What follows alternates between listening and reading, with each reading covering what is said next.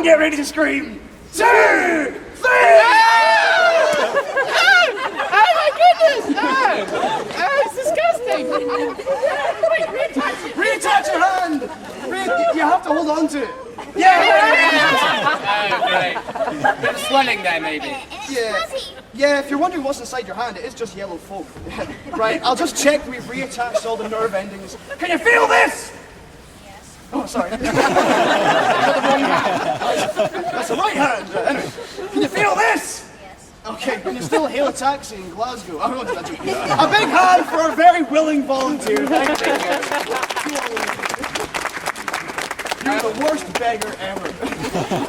Right, take your knife. Like, the tour's going downhill. Don't get caught in the street with that. Yeah.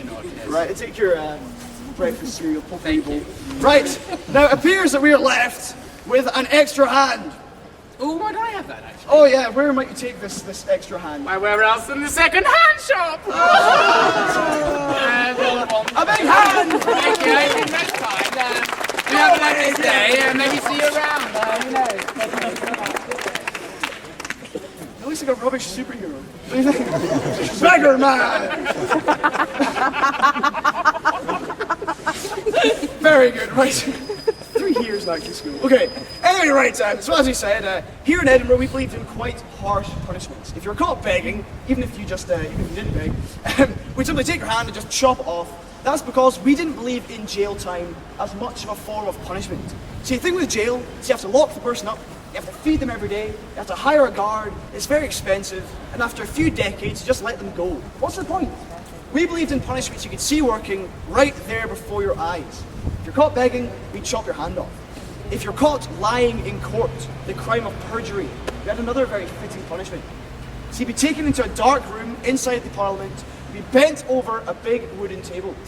The executioner would take out a red hot iron poker, which he would ram right up, straight through, right into your tongue. What do you think I was going to say? Sicko, right? They'd ram this right through your tongue. After this, you would never lie in court again. You'd probably never say anything ever again.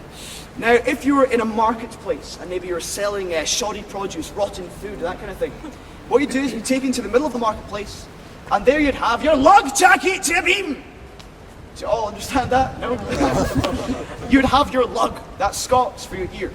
Tack it, that's a big 6-inch long metal spike, to a piece of wood, a beam in the middle of the marketplace. Take it down there, hammer your ear into this piece of wood.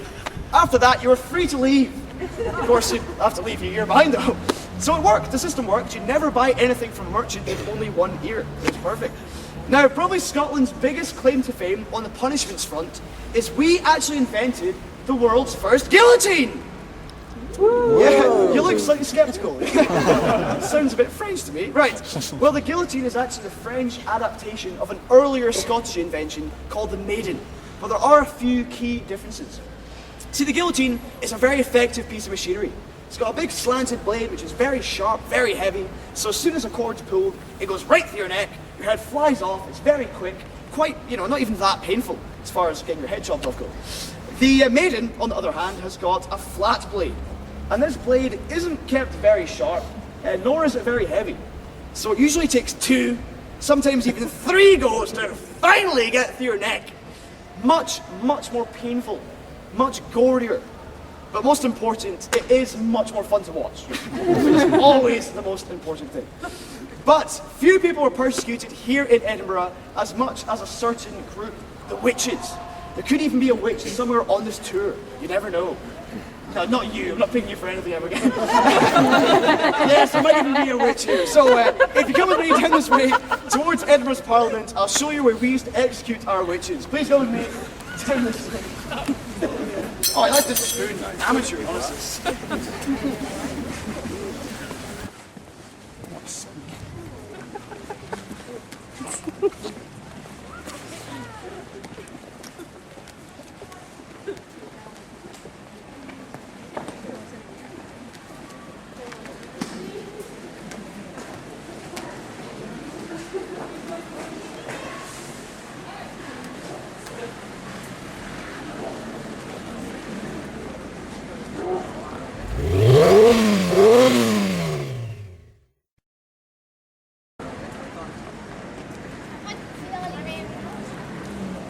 skulle lige blive med.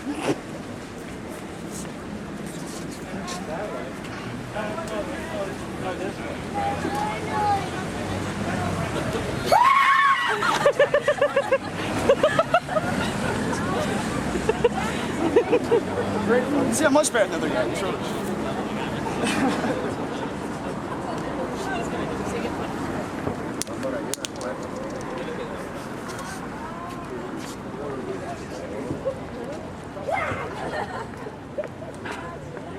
Here we are. So is this like the behind the scenes DVD part? Yeah. Director's commentary. Director's laugh, I think. Gather in, over this way, squeeze in so everyone can see.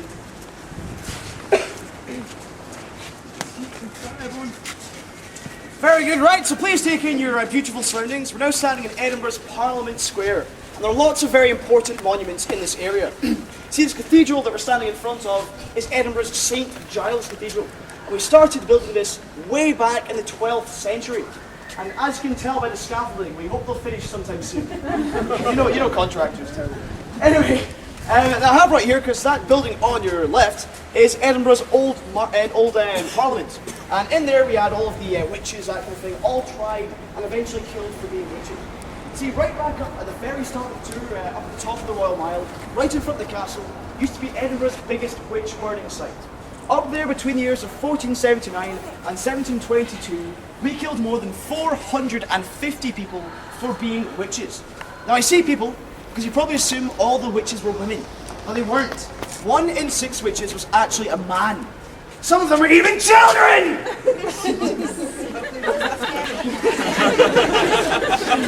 Simply, I'm really pathetic, right? Simply back then, anyone at all could be a witch, except from you. Anyone could be a witch. You see, people were very superstitious. If someone was accused of being a witch, we would just want to get rid of them as quickly as possible.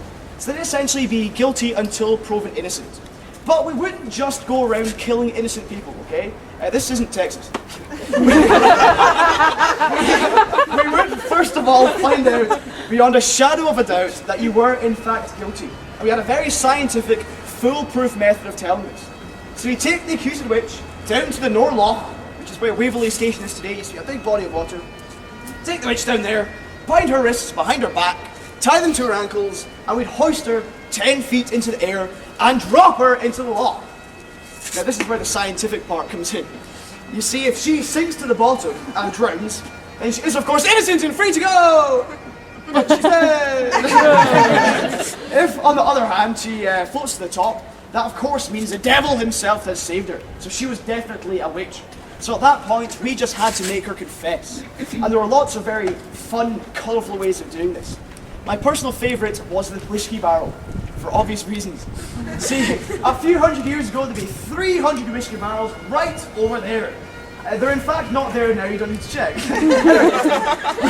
We took one of these barrels from the top, take it all the way up to the top of the castle hill, and stuff the accused witch inside. We then hammer the top closed so she couldn't escape, and we would ask her, "Are you willing to confess?"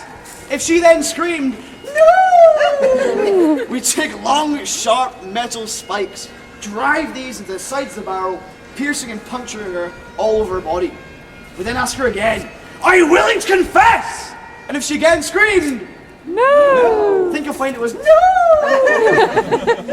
Perfect, very good, right? If she again screamed no, we just line the barrel up right to the top of the hill and kick it from the top of the hill, let it roll all the way down to the bottom of the Royal Mile, which is a whole mile, in case you're wondering.